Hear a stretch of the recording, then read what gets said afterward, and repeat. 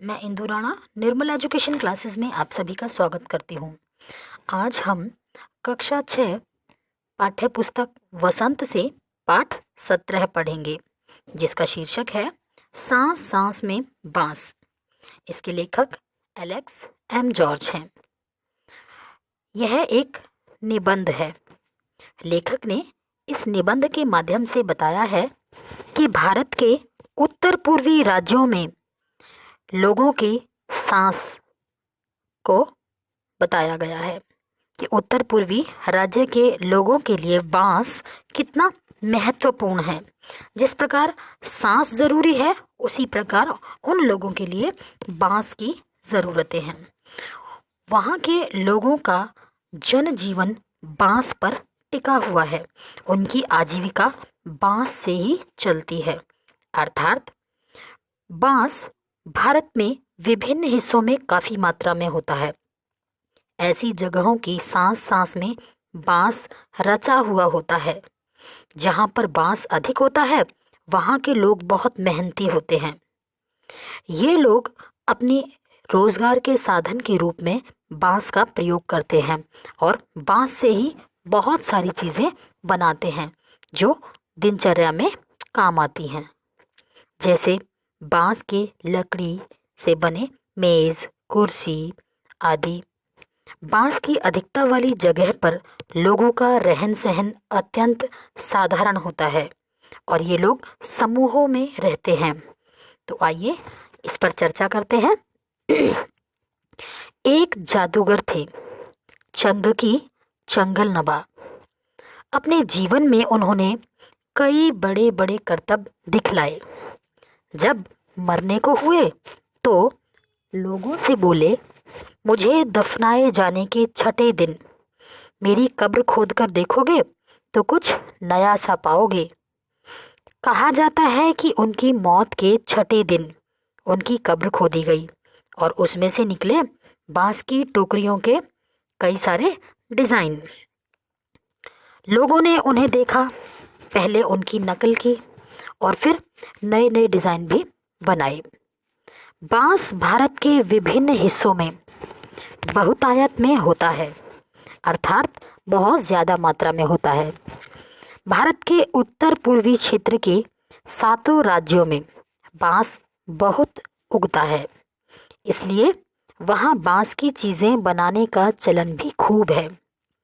सभी समुदायों के भरण पोषण में इसका बहुत हाथ है। अर्थात वहाँ के लोग समुदाय में रहते हैं और बांस से अनेक वस्तुओं का निर्माण करते हैं। यहाँ हम खास तौर पर देश के उत्तरी पूर्वी राज्य नागालैंड की बात करेंगे। नागालैंड के निवासियों में बांस की चीज़ें बनाने का खूब प्रचलन है। इंसान ने जब हाथ से कलात्मक चीज़ें बनानी शुरू की, बांस की चीज़ें तभी से बन रही हैं।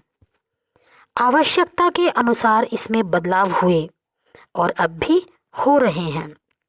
प्यारे बच्चों, आपने देखा होगा कि आज के समय में बांस से बहुत सारी चीज़ें बनाई जाती हैं, जैसे टोकरी, मेज़, कुछ अलग प्रकार की कुर्सियाँ और बहुत सी कलात्मक और सुंदर चीज़ें जो सजाने में प्रयोग की जाती हैं।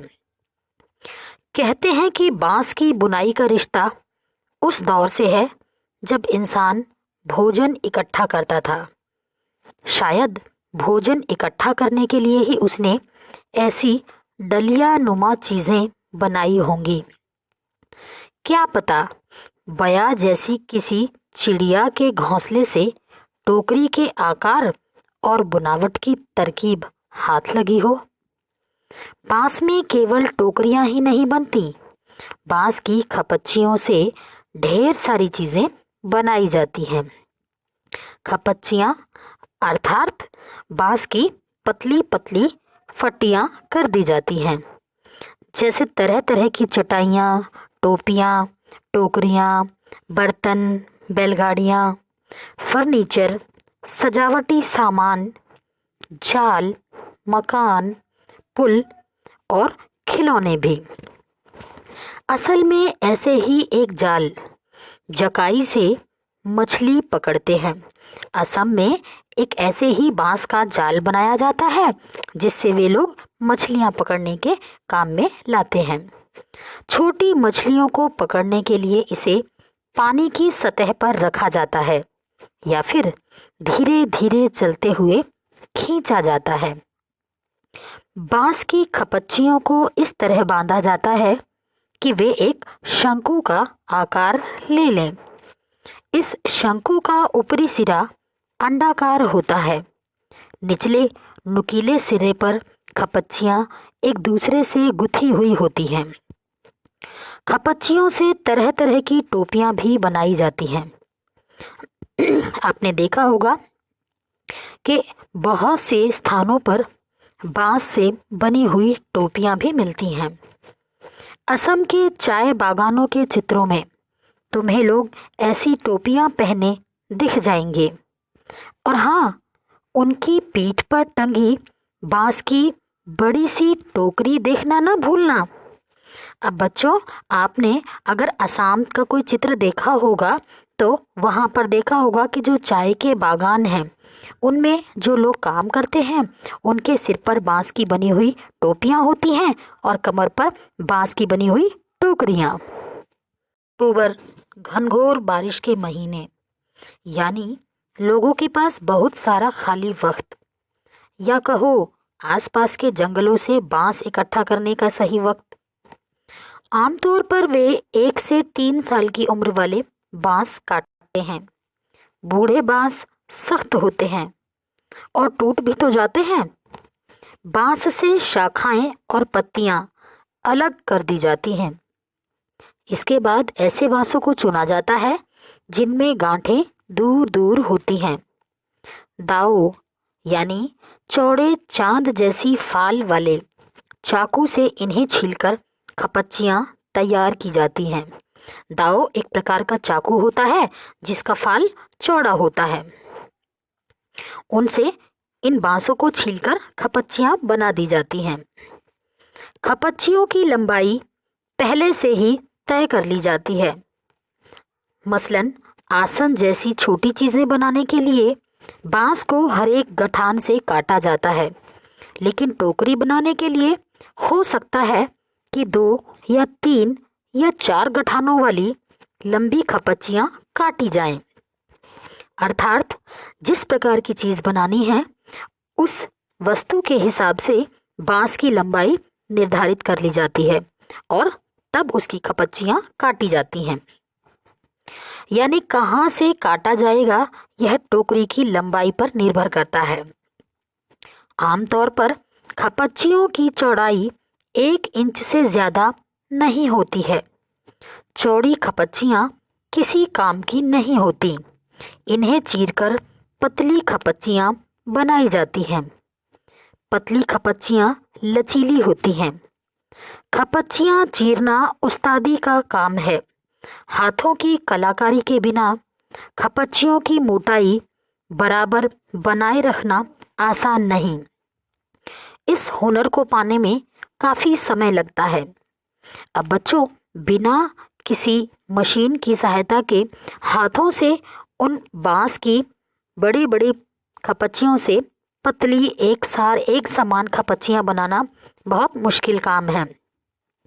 टोकरी बनाने से पहले खपच्चियों को चिकना करना बहुत ज़रूरी है। यहाँ फिर दाव काम आता है। अब दाव तो आप जानते हैं, चौड़ा दरांती नुमा चाकू। खपच्ची बाएं हाथ में होती है और दाव दाएं हाथ में। दाव का धारदार सिरा खपच्ची को दबाए रहता है, जबकि तर्जनी दाव के एकदम नीचे होती है। अब उस धारदार हथियार को एक अच्छे तरीके से मजबूत पकड़ के साथ हाथ में पकड़ना होता है। इस स्थिति में बाएं हाथ से खपच्ची को बाहर की ओर खींचा जाता है। इस दौरान दायां अंगूठा दाव को अंदर की ओर दबाता है और दाव खपच्ची पर दबाव बनाते हुए घिसाई करता है जब तक खपच्ची एकदम चिकनी नहीं हो जाती। यह प्रक्रिया दोहराई जाती है। इसके बाद होती है खपच्चियों की रंगाई। अब आपने देखा होगा कि अलग अलग रंगों की टोकरियाँ, टोपियाँ इत्यादि होती हैं, तो उनके लिए इन खपच्चियों को रंगना होता है। इसके लिए ज़्यादातर गुड़हल, इमली की पत्तियों आदि का उपयोग किया जाता है। काले रंग के लिए उन्हें आम की छाल में लपेटकर कुछ दिनों के लिए मिट्टी में दबाकर रखा जाता है।